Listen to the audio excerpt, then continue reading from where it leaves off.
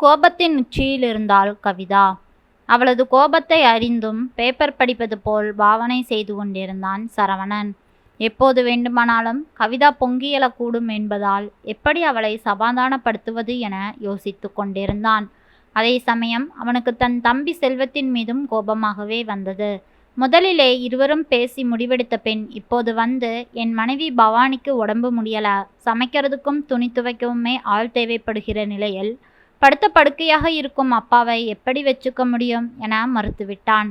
சரிடா, நான் மட்டும் எப்படிடா வச்சுக்கிறது? உங்க அண்ணிதான் வேலைக்கு போகிறாளே, என்ன செய்வது என அவன் கேட்டான். முன்னமே ஆளுக்கு 6 மாசம்னு பேசினது தானே, இப்ப என் பங்கு முடிஞ்சதும் நீ காலை வாரினா எப்படிடா என பாவமாகவும் கேட்டான் சரவணன். இதை கேட்டதும் அதிர்ந்து போனான் சரவணன். அதற்கு பின் செல்வத்திடம் எதுவுமே பேசவில்லை. இந்த விஷயம் எதுவும் தெரியாத கவிதா, என்னங்க 6 மாசம் பிறந்து 10 நாள் ஆகுது, சொன்னபடி அப்பாவை கூட்டிக்கிட்டு போக வேண்டாமா என நச்சரிக்க ஆரம்பித்து விட்டாள். தெரியல கவிதா, கொஞ்சம் பொறுத்து பார்க்கலாமே, இல்லாட்டி அவனிடம் கேட்டறலாம் என சொல்லி சமாளித்து பார்த்தான் சரவணன். அதற்குள் பொறுக்க முடியாமல் கவிதாவே பவானியிடம் கேட்டுவிட்டாள். விஷயத்தை கேள்விப்பட்டதும் கவிதா அதிர்ந்து போனாள். அவள் எல்லா விஷயத்தையும் போட்டு உடைத்து விட்டாள். பவானியின் பதிலால் கவிதா உக்கிரமாகி, வரட்டும் இந்த மனுஷன் என கொந்தளித்து கொண்டிருந்தாள். அதற்குள் பவானி செல்வத்திடம் கூற, செல்வம் அண்ணனிடம் கூறி உஷார்படுத்தினான். சரவணனின் கையிலிருந்து பேப்பரை சடக்கென பிடுங்கினாள் கவிதா. சரவணன் தயக்கமாக பார்க்க, உங்க தம்பி புத்திய காட்டிட்டாரு பாத்தீங்களா, இளிச்சவாயன் மாதிரி 6 மாசம் நாம வச்சிருந்தோம், ரூம் நாத்தம் அடிச்சாலும் பரவாயில்லைன்னு விட்டிருந்தோம், இப்ப என்னாச்சு, வாயை திறந்து பேசுங்க என சரவணனின் சட்டையை பிடிக்காத குறையாக கேட்டாள். தன் அப்பா இப்படி ஏலம் போடப்படுவதை நினைத்து சரவணன் கண்ணீர் விடாத குறையாக கவலைப்பட்டு கொண்டிருந்தான். ஒத்துக்கொண்டது போல் கவிதா 6 மாசம் தன் மாமனாரை பிடித்தோ பிடிக்காமலோ நல்ல முறையாகத்தான் கவனித்தாள். அப்பாவின் படுக்கையை சுத்தம் செய்வது, முதுகில் புண்வராமல் இருக்க பவுடர் போடுவது, பெட்பேன் வைப்பது என எல்லா வேலைகளையும் சரவணன் செய்தாலும், காஃபி டிஃபன் தருவது, அறையை சுத்தம் செய்வது என ஓரளவு தன்னுடைய கடமையை சரியாகவே செய்தாள் கவிதா. ஆனால் பவானியும் செல்வமும் இப்படி மறுப்பர் என அவர்கள் நினைக்கவில்லை. சரவணா என அப்பா கூப்பிடும் குரல் கேட்டு தன் அப்பா இருந்த அறைக்கு சென்றான் சரவணன். தன்னை தோளில் சுமந்து ஊர் சுற்றிய அப்பா இப்பொழுது உடல் பலம் மனபலம் என குன்றி பாதி உடம்பு போல் படுத்திருந்தார். பற்கள்லாம் காணாமல் போயிருந்தன. கண்ணும் வாயும் திறந்த நிலையில் சரவணா என்ற குரல் ஈனஸ்வரத்தில் வந்து கொண்டிருந்தது. சரவணன் அப்பா அருகில் சென்று அவர் கைகளை பற்றி, அப்பா என்ன வேணும் என சத்தமாக கேட்டான். விட்டத்தை பார்த்த அப்பா பார்வையை கஷ்டப்பட்டு சரவணனின் பக்கம் திருப்பினார். அவரால் எதுவும் பேச இயலவில்லை. பல மாதங்களாக இதே நிலைதான். என்னவோ சொல்ல வருகிறார், ஆனால் முடியவில்லை. சரவணன் சற்று நேரம் அமர்ந்து பின் வெளியே வந்தான். என்னங்க, இப்ப என்னதான் செய்ய போறீங்க? விட்ட இடத்திலிருந்து தொடர்ந்தாள் கவிதா. ஒரு நிமிடம் எதையோ யோசித்த சரவணன் கவிதாவை உற்று பார்த்தான். பின், கவிதா, இனி மூடி மறைச்சு பேசி எந்த புண்ணியமும் இல்லை. அப்பாவை வச்சுக்க செல்வம் விரும்பல. அவரை ஏதாவது ஒரு இல்லத்துல சேர்த்து விடலாம்னு சொல்றான். அவனும் அவன் மனைவியும் இந்த விஷயத்தில் ஒரு முடிவுக்கு வந்துட்டாங்க போல. இப்ப நாம தான் முடிவு செய்யணும். அதாவது, நம்ம கூடவே அப்பாவை வச்சுக்கலாமா, இல்ல ஏதாவது ஒரு ஹோம்ல விடலாமா, நீயே சொல்லு என்று தீர்மானமாக கேட்டான். சற்று துணுக்குற்று விட்டாள் கவிதா. இப்படி நேரடியாக கேட்டால் எப்படி உடனே பதில் சொல்வது என யோசித்தாள். பாவ புண்ணியத்துக்கு அஞ்சி இறக்கப்பட்டு நாமளே அப்பாவை வச்சுக்கலாம்னு சொல்லலாம் தான். நம் மீதும் ஒரு மதிப்பு வரக்கூடும். ஆனால் நடைமுறையில் இதற்கெல்லாம் சாத்தியமில்லை. இந்த நோயாளி மாமனாரை பராமரிக்கிறது அவ்வளவு எளிதானதல்ல. பெத்த மகனை ஹோம்ல விடலாமான்னு கேட்கும் பொழுது நாமளும் அதை சரின்னு சொல்லிவிட்டு போகலாமே என நினைத்தவள், எனக்கு கூட உங்க தம்பி சொல்றது நல்ல யோசனையாத்தான் தோணுதுங்க. நம்ம அடிக்கடி போய் பார்க்க வசதியா கிட்டையே ஏதாவது ஒரு ஹோம்ல சேர்த்தரலாமா? இப்படி சொல்றதுனால என்னை தப்பா நினச்சிக்காதீங்க என்றாள். சரி, என் மனசை கல்லாக்கிட்டு அதை செய்கிறேன். ஒரு வாரம் டைம் கொடு என்றான் சரவணன்.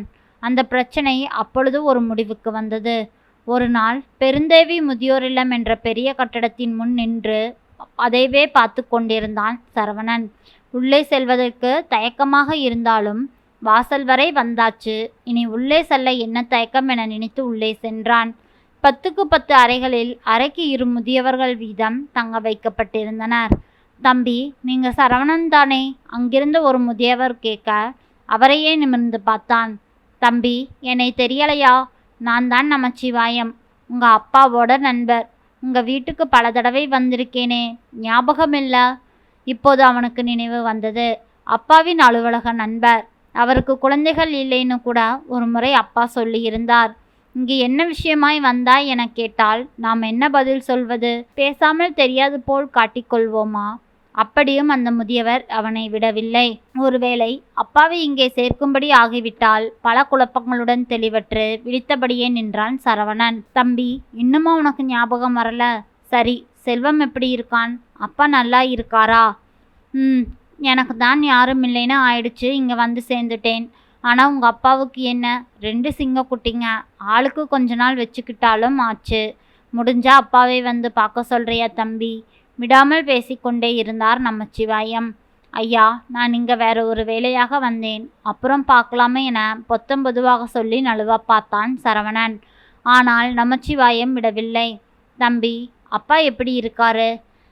அப்பா ஒரு விஷயத்தை உன்கிட்ட சொல்ல போறேன்னு சொல்லிக்கிட்டே இருந்தாரே, அந்த விஷயத்தை சொன்னாரா என கேட்க சரவணன் சட்டென நின்று, நீங்க எந்த விஷயத்தை பற்றி கேட்குறீங்க என கேட்டான். அட, அதான்ப்பா உன்னை பற்றி. என்ன பற்றியா? ஏன், எனக்கு என்ன? அப்பா எதுவும் சொல்லலையே என்றான் சரவணன். ஓஹோ, இன்னும் சொல்லலை போல என தனக்குள் முணங்கிக் கொண்டே நமச்சிவாயம். சரி தம்பி, விடு, நான் தான் ஏதோ உளறிட்டேன் என்றார். சரவணனுக்கு இருப்பு கொள்ளவில்லை. ஐயா, தப்பா நினைக்காதீங்க, அப்பாவுக்கு இப்போ ரொம்ப முடியலை, படுத்த படுக்கை ஆயிட்டாரு. ஞாபகமும் ரொம்ப இல்லை. வீட்டில் வச்சு பார்த்துக்க சூழ்நிலை சரியில்லை. மனைவியும் வேலைக்கு சென்று விடுகிறாள். அதான் இந்த ஹோமை பற்றி விசாரிச்சுக்கிட்டு போகலாமேன்னு வந்தேன். ஆனால் நீங்கள் ஏதோ சொல்ல வந்து தயங்குறீங்க. நான் அவரோட மூத்த மகன், என்கிட்ட சொல்லக்கூடாத விஷயமா என்றான். என்னப்பா சொல்கிற? அப்பாவை இங்கே சேர்க்க போறியா? செல்வம் சரின்னு சொல்லிட்டானா? ஆச்சரியமாக இருக்கே. காலம் மாறுவது. ஆனால் செல்வத்தை விட்டுத்தள்ளு. நீ அவருக்கு ரொம்ப கடமைப்பட்டிருக்கிறப்பா. அவர் காலம் முடியும் வரை நீ அவரை வச்சு பார்த்துக்கிறது தான் நல்லது. அப்புறமா உன் இஷ்டம் என்றார் நமச்சிவாயம். ஐயா, எங்கள் அப்பாவை சேர்க்க நான் முழு மனசோட ஒத்துப்பேனா? என்னோட சூழ்நிலை ஒத்துக்க வேண்டாமா? நான் வீட்டில் வச்சு பார்த்துக்கிறதுக்குத்தான் ஆசைப்படுறேன். ஆனால் எங்கள் வீட்டில் சூழ்நிலை சரியில்லை. கூட பிறந்த தம்பியே உதவி செய்ய மறுக்கிறான். நான் என்னதான் செய்யறது? அதனால்தான் வேறு வழி இல்லாமல் இந்த யோசனைக்கு வந்தேன் என கம்மிய குரலில் சொன்னான் சரவணன். தம்பி, நீ 1000 காரணம் சொன்னாலும் உனக்கு மட்டும் அந்த எண்ணமே வரக்கூடாது என உறுதியாக சொன்னார் நமச்சிவாயம். ஏன் இவ்வளவு உறுதியாக சொல்கிறீங்க என சரவணன் கேட்க நமச்சிவாயம் அவனை உற்று பார்த்து, தம்பி, நான் இதை சொல்லித்தான் ஆகணும். நானும் சொல்லாமா உங்கள் அப்பாவும் சொல்லலைனா ஒரு உண்மை யாருக்குமே தெரியாமல் போயிடும். உங்கள் அம்மா முதல் பிரசவத்தப்ப நானும் உங்கள் அப்பாவும் கூடவே ஆஸ்பத்திரியில் இருந்தோம். நமச்சிவாயம் சொல்ல சொல்ல சரவணனுக்கு பாதி உயிர் போய்விட்டது. நிலை குலைந்து போனான். அப்பா, கொஞ்ச நாட்களாக ஏதோ சொல்ல வருவது போல் தவிப்பது இதுதானோ என விசாரிச்சிங்களா? எப்போ சேர்க்கணும்? எவ்வளவு ரூபா கட்டணும்? வீட்டினுள் நுழைந்ததுமே கேட்டாள் கவிதா. சிவந்த கண்களுடன் அவளை முறைத்த சரவணன், கவிதா, இனிமே அந்த எண்ணத்தை விட்டுரு. அப்பா இனி நம்ம கூடத்தான் இருப்பாரு. இல்லை, என் கூடத்தான் இருப்பாரு, இது உறுதி. அவரை எங்கேயும் விடமாட்டேன். செல்வம் மாதிரி என்னால் இருக்க முடியாது. இதுக்கு ஒத்துக்கிட்டா நீ இங்கே இரு, இல்லைனா உன் வீட்டுக்கு போயிரு. என்னடா இப்படி பேசுகிறாரேன்னு நினைக்காதே. நான் எத்தனை ஜென்மம் எடுத்தாலும் எங்கள் அப்பாவுக்கு என்னோட கடனை அடைக்க முடியாத மாதிரி இருக்கிறேன். செல்வத்துக்கு இல்லாத அக்கறை எனக்கு மட்டும் ஏன் நினைப்ப? ஏன்னா செல்வம் அவரோட சொந்த மகன், நான் அவரோட தத்து பிள்ளை. ஆமாம், இப்பதான் உண்மை எனக்கு தெரிஞ்சது. அதுவும் நம்பிக்கையான அவரோட நண்பர் மூலமாக. முதல் பிரசவத்திலே எங்கள் அம்மாவுக்கு குழந்தை இறந்து பிறக்க ரொம்ப நாள் கழித்து பிறந்த குழந்தையும் இப்படி ஆயிடுச்சேன்னு எங்கள் அப்பா தவிச்சப்ப, அப்போ அதே ஆஸ்பத்திரியில் ஒரு ஏழை தம்பதிங்க, அதான் என்னோட உண்மையான அப்பா அம்மா, என்னை அனாதையாக விட்டுட்டு போயிட்டாங்களாம். அப்போ டாக்டருங்க ஒத்துழைப்போட என்னை தன் மகனாக ஏற்றுக்கிட்டு அம்மா கிட்ட என்னை சேர்த்து விட்டுட்டாரு எங்கள் அப்பா. எங்கள் அம்மாவுக்கு கூட இந்த விஷயம் தெரியாது. அவ்வளவு ரகசியமாக வச்சிருந்தாரு. இதுவரைக்கும் அந்த நம்பரை தவிர யாருக்குமே தெரியலை. ஆனாலும் என்னை எந்த குறையும் இல்லாமல் இது நாள் வரைக்கும் படிப்பு, பண்பு, அந்தஸ்துன்னு எல்லாமுமே கொடுத்துருக்காரு. அப்படி நான் வரலேன்னா எங்கேயோ ஒரு அனாதை விடுதியில் என் வாழ்க்கை எப்படியோ போயிருக்கும். செல்வன் எங்கள் அப்பாவோட சொந்த மகன். அந்த கடமையில் அவனை வளர்த்தாரு. ஆனால் என்னை செல்வத்தை விட ஒரு படி உயர்வாகவே வளர்த்தாரு. தத்து பிள்ளைன்னு அவர் ஒரு துளி கூட நினைக்கவே இல்லை. அனாதையான எனக்கு பெத்தவங்க பாசத்தை காட்டின என் அப்பாவுக்கு என்ன கைமாறு என்னால் செய்ய முடியும்? சொல் கவிதா, நீயே சொல் என அவன் மனைவியை பார்த்து உலுக்கினான்.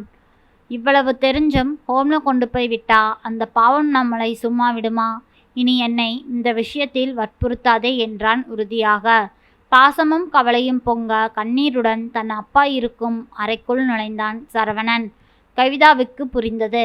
பெற்ற மகனுக்கும் மேலாக வளர்த்து ஆளாக்கிய அந்த மனிதருக்கு சரவணன் நன்றி பாராட்டுவது நியாயமாகவே பட்டது. தானும் அதற்கு ஒத்துழைப்பதே ஒரு மருமகளின் ஆகச்சிறந்த கடமை என்று உணர்ந்தாள். மாமனாருக்கான வழக்கமான பணிவிடைகளை செல்ல கிளம்பி போனாள் கவிதா. மக்களே, நம்மளை பெற்று வளர்க்கும் தாய் தந்தையர் வயதான காலத்துக்கு பின் நம்மளை கவனிப்பார்கள் என்ற நம்பிக்கையிலும் பாசத்திலும் தான் அவர்கள் இருக்கிறார்கள். வயதான காலத்தில் அவர்கள் நோய்வாய்ப்பட்டால் நாம் முகம் சுளிக்காமல் அவர்களை நல்லபடியாக கவனித்து கொள்ள வேண்டும். அப்பொழுதுதான் அவர்களின் அந்த மனநிலையில் கொஞ்சம் ஆறுதலாகவும் தைரியமாகவும் இருப்பார்கள். 1000 சண்டைகள் சச்சரவுகள் இருந்தாலும் ஒருவர் நோய்வாய்ப்பட்டு படுக்கும் பொழுது அவரை குழந்தை போல் பாதுகாத்து நாம் ஆளாக்கலாம்.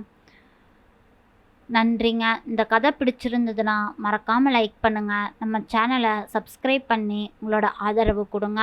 நாளை மீண்டும் வேறொரு கதையில் சந்திக்கலாம். நன்றி.